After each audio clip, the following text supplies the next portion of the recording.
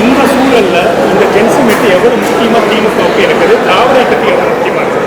இந்த ஒரு கூட்டம் வந்து இப்போ வர ஜென்சி கிட்ஸ்க்கு ரொம்ப ரொம்ப முக்கியமான ஒரு விஷயம். நிறைய பேருக்கு திராவிட பத்தின புரிதலே இல்லாம இருக்காங்க. ஸோ இந்த ஒரு கூட்டம் அவங்களுக்கு வந்து ஒரு ஆணி வேரா இருக்குன்னு நான் ரொம்ப ரொம்ப நம்புறேன்.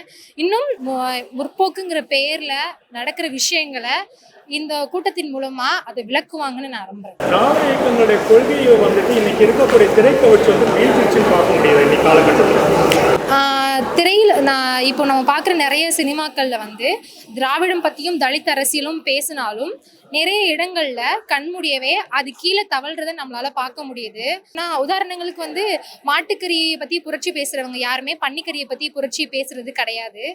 எப்படி சொல்றதுன்னு தெரியல. வருகின்ற சமுதாயத்தையும் சமூக மக்களையும் காப்பாற்றக்கூடிய ஒரு நிலைமை வந்து திராவிடத்துக்கும் இருக்கும்.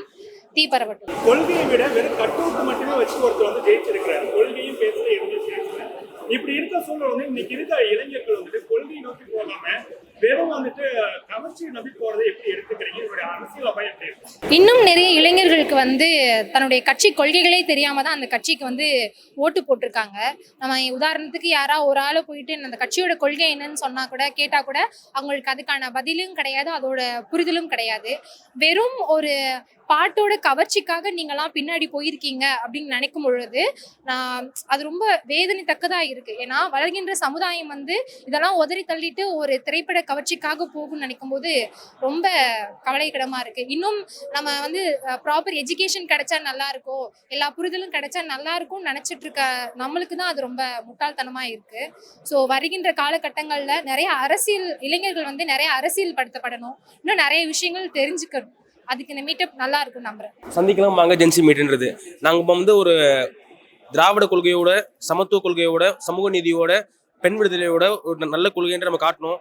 நம்ம இப்போ தோத்தாலும் நம்ம 2031 கண்டிப்பாக நம்மளோட வெற்றி வாய்ப்பை கிடைக்கும் நம்ம நம்புறோம். ஆனால் இப்போ என்ன விஷயம்னா முழுக்க மக்கள் வந்து பார்த்தீங்கன்னா இந்த சினிமா மோகத்தில் தான் வந்து திரு விஜய் அவர்கள் வாக்களிச்சிருக்காங்க தவிர நம்மளோட கொள்கையோ சிந்தாந்தமோ எப்பவும் அழிஞ்சு போல எப்பவுமே திராவிடமே வெல்லும். தமிழக மக்கள் வந்து ரொம்ப தெளிவாதான் இருப்பாங்களே தவிர்த்து இது அயோத்தி மாதிரி ஆக்கலாமே, இதுல என்ன தவறுன்னு கேக்குறாருன்னா அப்ப அவர் எந்த அளவு இவருக்கு அறிவு இருக்கு நயினார் நாகேந்திரன் அவர்களுக்குன்னு இதுலயே மக்கள் தெளிவா புரிஞ்சிருப்பாங்க.